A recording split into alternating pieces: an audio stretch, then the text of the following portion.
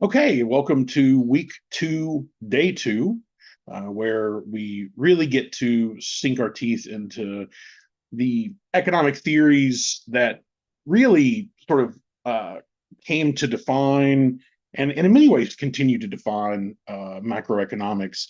We'll talk next week about the sort of post-Keynesian rebuttals, monetarism, real business cycle models, some post-Keynesian stuff certainly that came into vogue in the 70s and 80s. And then the story is interesting because as we sort of careen into the early 2000s, especially, there was a sense that the Keynesian models had really started to outperform empirically the models that sort of were in response to. And that includes, by the way, a movement within macro sort of referred to as new classical.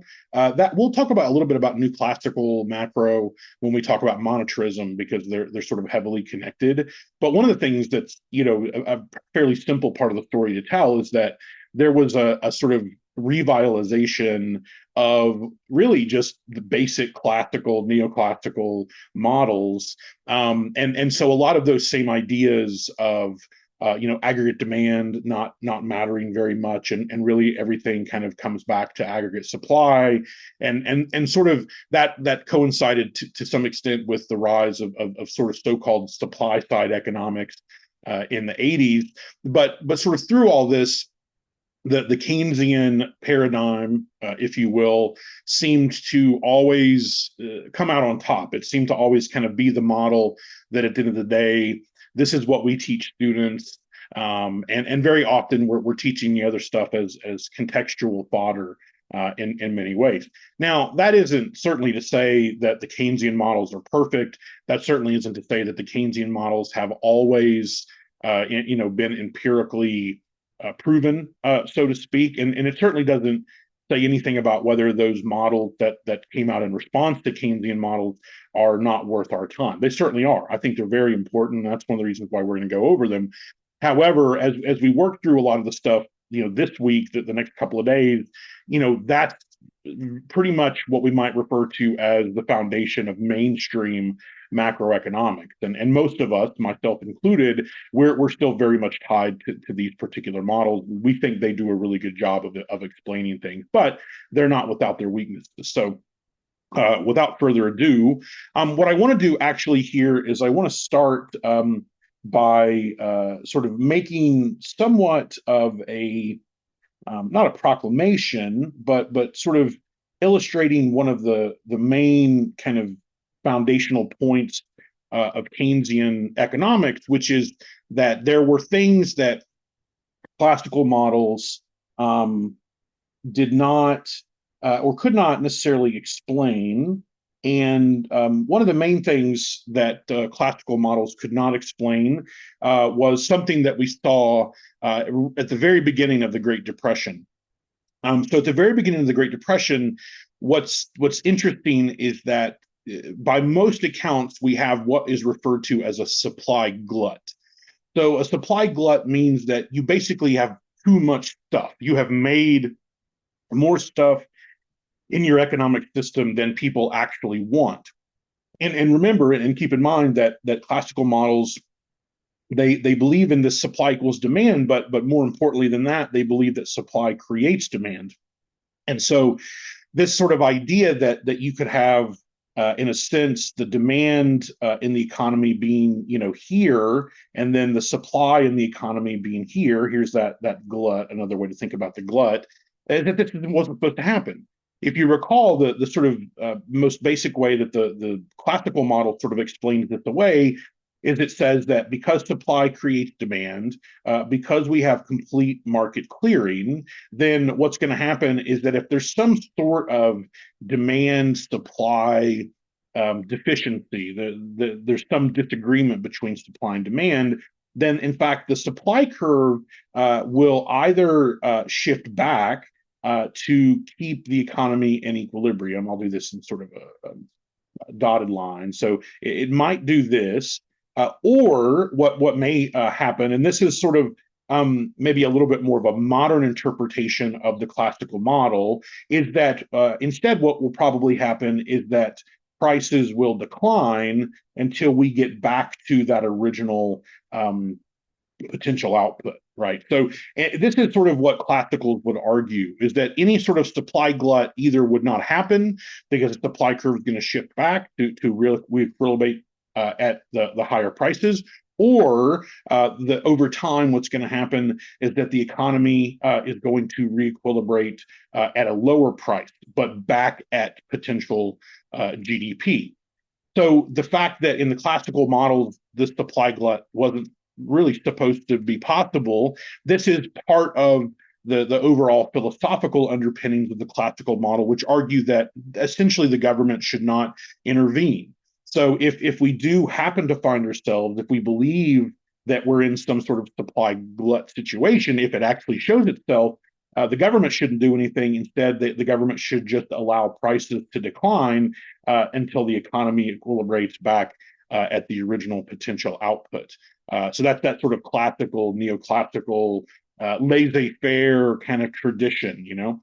But of course, what the Great Depression shows us is that you clearly can have supply glut, because in 1929, there is no production function issue in the United States. There's no lack of production in the United States. And in fact, when we look back on it, we believe that there was a lot of overproduction. And one of the reasons why there was a lot of overproduction is because there was a lot of speculation going on during that time period. There's actually a really interesting story about the Great Depression, which very often does not get told, but I think it's worth mentioning, which is that shortly after World War One, countries, especially European countries, are completely decimated. And one of the things that these countries could not do readily immediately after the war was grow food. Their agricultural systems were just not doing very well at all. And so in the 1920s, the U.S. became, I think, I'd have to look at the numbers, but certainly one of, if not the main food exporter to European countries. And so we became the supplier of food. We exported a lot of food to other countries. And what this does is it triggers a real boom economy in agriculture. And so it attracted a lot of investment. It attracted a lot of speculation. And you had a lot of people who were trying to make money as farmers as well. And those folks were getting loans from the banks and opening up tracts of land. And then you had Wall Street speculators who were making investments based upon, some of these lending, that the data that they had seen in terms of number of loans. And so you had this real speculative bubble that interestingly comes from, in some ways, the U.S. sort of taking over the food production of the world, and certainly of our European allies post World War II. And so that speculation and that run up caused us to really overproduce. And at the end of the day, when we get to sort of 1929, you have all this speculation, which is in a sense made assumptions about all of this economic sort of pent up economic demand that really wasn't there. And so we have this massive supply glut. And then, of course, we have the Great Depression and, so on and so forth there. So the kind of sort of starting point of the Keynesian sort of idea is that there can be a supply glut. And so what we're going to do here is we're going to develop an ISLM model and then eventually an ASAD model. And those models will be able to accommodate something like a supply glut. The other thing that these models will do is they will basically stop ignoring aggregate demand. Classical and neoclassical models essentially didn't think much about aggregate demand. In fact, the only way that you get an aggregate demand sort of curve in the neoclassical classical model is if you use the quantity equation to just sort of back out the idea that prices and output are negatively related on the demand side of the economy. What we're going to do here is we're actually going to eventually derive an aggregate demand curve. And so we'll have a nice clear picture of what that looks like. Okay, so we start with the IS portion of the LM. So ISLM, we're going to start with the IS.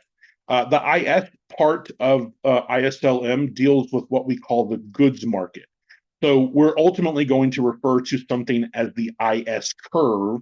The IS curve is going to reflect the goods market in an economic system.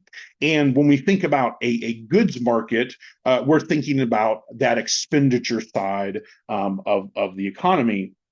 And so when we think about expenditure, of course, Y equals C. C is a function of output and taxes, plus investment, which is a function of interest rates, and then plus government spending. We'll leave off net exports for now. We do have an ISLM model, the Mundell-Fleming model, that will allow us to bring in the open economy stuff. But for now, we'll start with closed economy, and then we will ramp it up into open economy. So basically a lot of stuff as we have seen it before. Now, this goes back to the idea of a supply glut. So the idea that Keynes, one of the main ideas that Keynes came up with is right here, which is basically that you can have differences in planned versus actual expenditure. And so this is one of the things we saw during the Great Depression, was that there were a lot of planned expenditures in 1929 that when we roll over to 1930 don't end up happening, right? So planned expenditure versus actual expenditure ends up being a fairly important part of this model. So something to keep in mind. So we have a consumption function as we have before. We have the government policy variables, G and T. Those are just going to be exogenously given. We'll make investment right now exogenous, but we're going to change that a little bit later. And then again, what we're going to do is we're going to distinguish between planned expenditure. So that is expenditure that businesses and consumers, expect to spend money on. And then we're going to think about this in the context of what do they ultimately spend on? So planned expenditure versus actual expenditure. This also heightens the role of speculation in the macro model. Like if you go back to the classical neoclassical model, the only way that we really fit in the notion of speculation is through that valuation maximization of businesses, and which includes the dividend component. And so the idea is that when firms try to maximize their company value, this also ends up maximizing the dividend, right? And so you can think about sort of speculation from that perspective, where companies are making planned expenditures, and then investment is going to follow in some way those sort of particular plans. One of the big things that Keynes is famous for arguing is that investment in particular arises from what he referred to as animal spirit.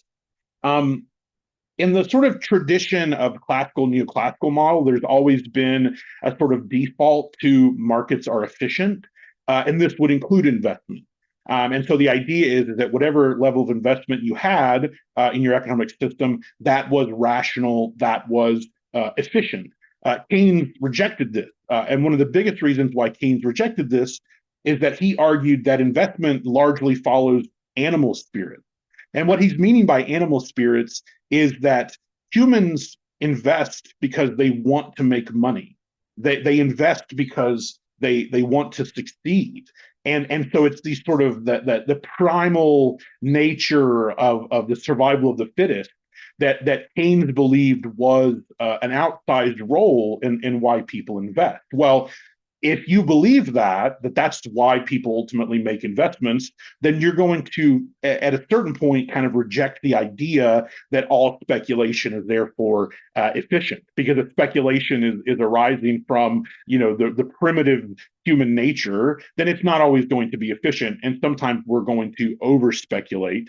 And that's what Keynes really saw as what happened during the Great Depression, was that there was this irrational over speculation, in part because investors are behaving according to a sort of primitive animal spirit, as opposed to what we will sort of later believe is that investors are much more rational. In fact, there's a concept we'll talk about later called rational expectations, which plays into this.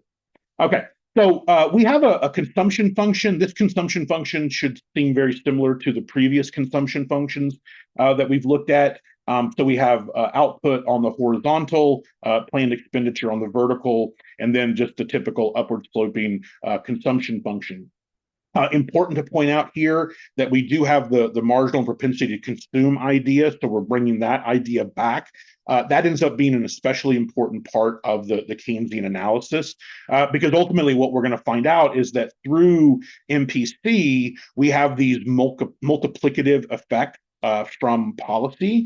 So whether it's expansionary monetary policy or expansionary fiscal policy, we actually get a multiplicative impact as it relates to output. And we'll find out later that MPC has a big role in this. And then just to keep in mind, MPC is just marginal propensity to consume. Typically, the way you think about it is that we'll have a consumption function, and it'll say consumption function is alpha plus beta times take-home pay, y minus t. So this beta here is marginal propensity to consume, right? It's the extent to which every dollar of take-home pay increases consumption, right? So if marginal propensity to consume is 80%, then that says that 80% of all after-tax dollars are going to increase consumption. So every dollar is going to generate 80 cents in consumption. Is the basic idea there. Okay. Now, we're going to bring back this use of a 45-degree line. We've been using this all semester. Here, it actually sort of represents an interesting economic point, which is that there's going to be an actual expenditure in the economic system. There's going to be a planned expenditure, but then there's actually going to be an actual expenditure. And the idea here is that in equilibrium, planned expenditure always equals actual expenditure. And then what we're going to be able to do is see, depending upon either exogenous shock or policy shock on the consumption function, or really the expenditure function, how that's going to affect planned expenditure against actual expenditure, okay? So this 45-degree line is basically just a set of equilibrium conditions, and then we're going to have a particular consumption function that generates a particular equilibrium condition. Okay, and so this is what it looks like.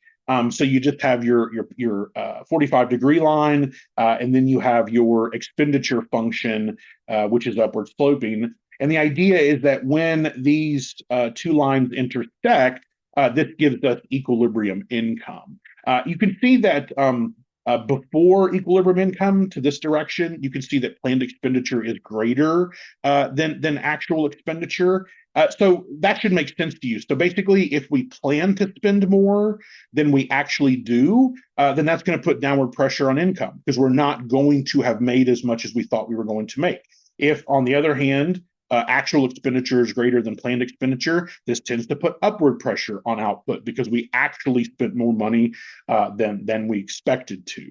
So it's a pretty simple mechanism here. Don't overthink this part. And really, this is all in service to what we're going to do next. So the idea here of the Keynesian cross is that we can illustrate the effect of shocks, either exogenous shock or, in the case here, of a policy shock. So the government has increased government spending because government spending shows up on the planned expenditure line, basically of the expenditure of the economy. This causes an upward shift of the planned expenditure line. And then as a result, the economy moves to a new higher level of output. Now, an important part of this is this change in G relative to change in Y, because those are not going to be equivalent. The change in G is not going to ultimately equal the change in Y. As I mentioned before, there's actually going to be a multiplicative process. And so one of the things that we know is that under sort of normal economic conditions, the change in Y stemming from something like a change in G or a change in T, or even later a change in money supply is going to be greater than the change in G. Okay, it's going to be greater ultimately than the change in G. And so the question is, how much more is it going to be than the change in G? And we have some very simple algebra to work through here. So basically, all we do is we take this concept of the money multiplier. I'm sorry, excuse me. We take this concept of marginal propensity to consume, and then from that, we produce what's referred to as the government spending multiplier. And so the government spending multiplier is simply 1 over 1 minus MPC. So whatever your marginal propensity to consume is, the government spending multiplier is going to be 1 over 1 minus that. So for example, if MPC equals 80%, then the government spending multiplier is going to be, so GSM, government spending multiplier, is going to equal 1 over 1 minus 0.8. So that gives us 1 over 0.2 or 5. So what that means is that for every dollar increase in government spending, we're going to get a $5 hit on output. So $1 billion increase in government spending, $5 billion increase in output. $100 billion increase in government spending, $500 billion increase in output. So that's an important feature of this sort of model, is that there is a certain powered nature to things like government spending. The government can not only boost the economy, but they can boost the economy by a lot more than they actually put into it. So this is called the government spending multiplier, or otherwise known as the government purchases multiplier, I believe is what Keynes sort of referred to it as. All right. So now if the multiplier is greater than 1,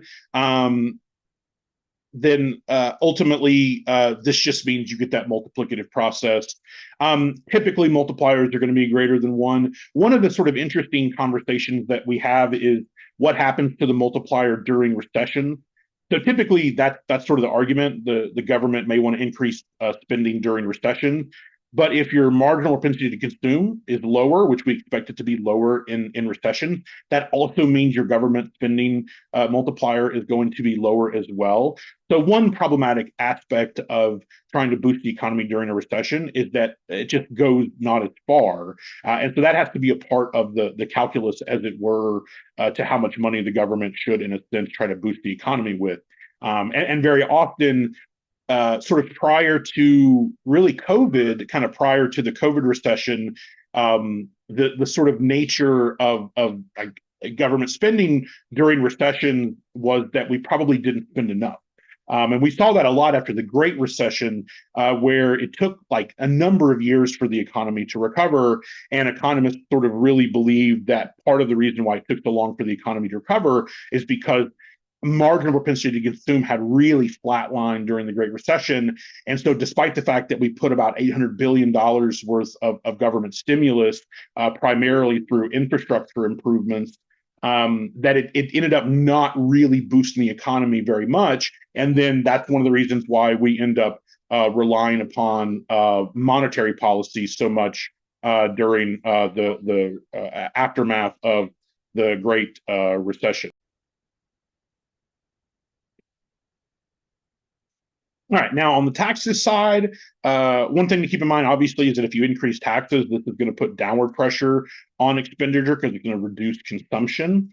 And then again, the sort of question is, to what extent would an increase in taxes lead to a decrease in output? Or the other way, of course, is to what extent would a decrease in taxes lead to an increase in output? Because obviously, if instead of increasing taxes here, we decrease taxes, then expenditure would have shifted up in this particular direction, right? So keep that in mind. These multipliers work in both directions. There's no asymmetry between the multiplier of an increase in government spending and a decrease in government spending. There's no difference in the multiplier of an increase in taxes versus a decrease in taxes. But there is ultimately a difference between the government spending multiplier and the tax multiplier, or tax cut multiplier, if you will. And the reason why that is because the tax policy works its way through the consumption function, right? Whereas with government spending is just a variable in the expenditure function. Whereas if we change tax policy, it worked its way through the consumption function, which means that it's in a sense the extent of the boost, say through a tax cut, is going to be somewhat reduced by marginal propensity to consume, right? So if every 80 sorry if for every dollar increase in income I'm going to spend 80% of that, and if you cut my taxes, let's say by a dollar, then that's only going to boost my spending by 80 cents, right? So the net result of this is that you get a slightly smaller tax multiplier than you get with a government spending multiplier. This in some sense sets up an argument that says that if we are trying to boost the economy, let's say during a recession, that it is likely more powerful and perhaps slightly quicker to just boost government spending than it would be to try to reduce taxes. In a sense, they would have the same effect on policy, but you get a bigger hit on output from an equivalent change in taxes in that case. So you can see here with a marginal propensity to consume of 80%, we only get a tax multiplier of -4 or +4 if we were cutting taxes.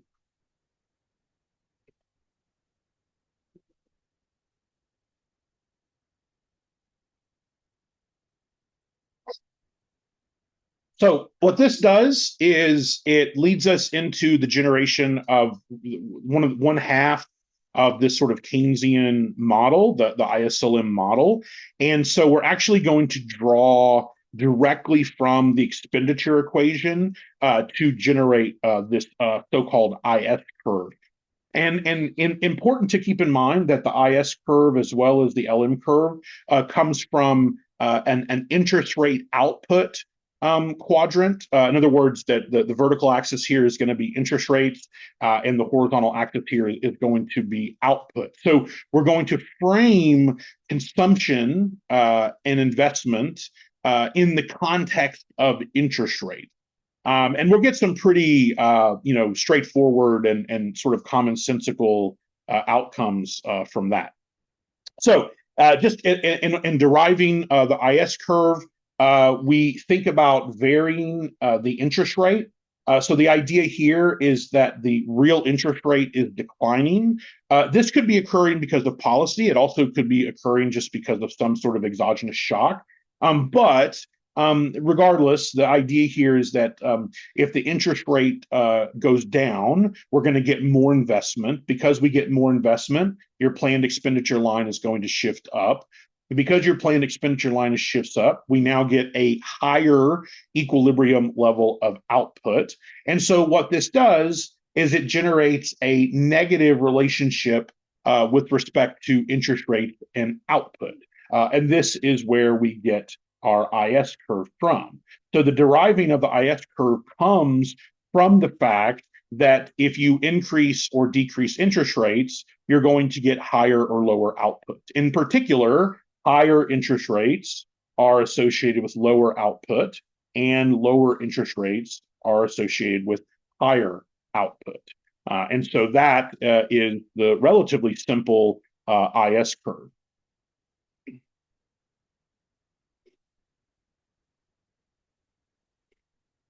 Now, as we have done all semester, we are not merely interested in just generating these curves. We also want to run experiments with them. And so in the same way that we can illustrate, for example, an increase in government spending or a cut in taxes through this sort of expenditure model, we're going to also do that actually in the ISLM model. And we get some pretty simple dynamics here. And that is that expansionary fiscal policy is always going to cause a rightward shift of the IS curve. Expansionary fiscal policy. So increase in government spending, a cut in taxes, that's going to cause an increase in the expenditure function, and it's going to cause a shift of the IS curve.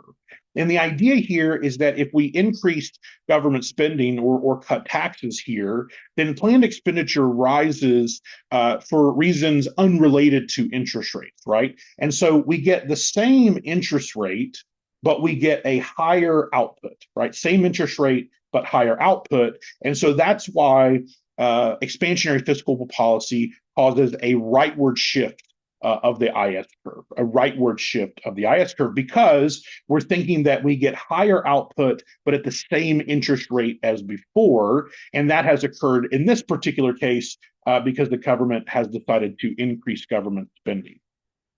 Okay, and now we're going to sort of stop the analysis at this point. Now, later on, what we'll do is we'll extend it and we'll ask ourselves, okay, what happens next, right? For right now, we're just going to kind of leave it at this. We're going to say that, okay, the government cuts taxes or increases spending.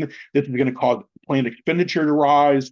If planned expenditure rises at the same interest rate, this means we're going to get higher output as a result, and this ultimately causes a rightward shift of the IS curve. So just keep in mind, okay, increased government spending, decreased taxes causes a rightward shift of the IS curve, always. And importantly as well, that the size of the rightward shift, the extent to which we actually increase the IS curve, is going to be exactly equal to that change in Y. And we know what the change in Y is going to be, because the change in Y is just going to be equal to 1 over 1 minus MPC times the change in G. So we actually know what this horizontal distance here is going to be, given how much this vertical distance here is due to an increase in government spending.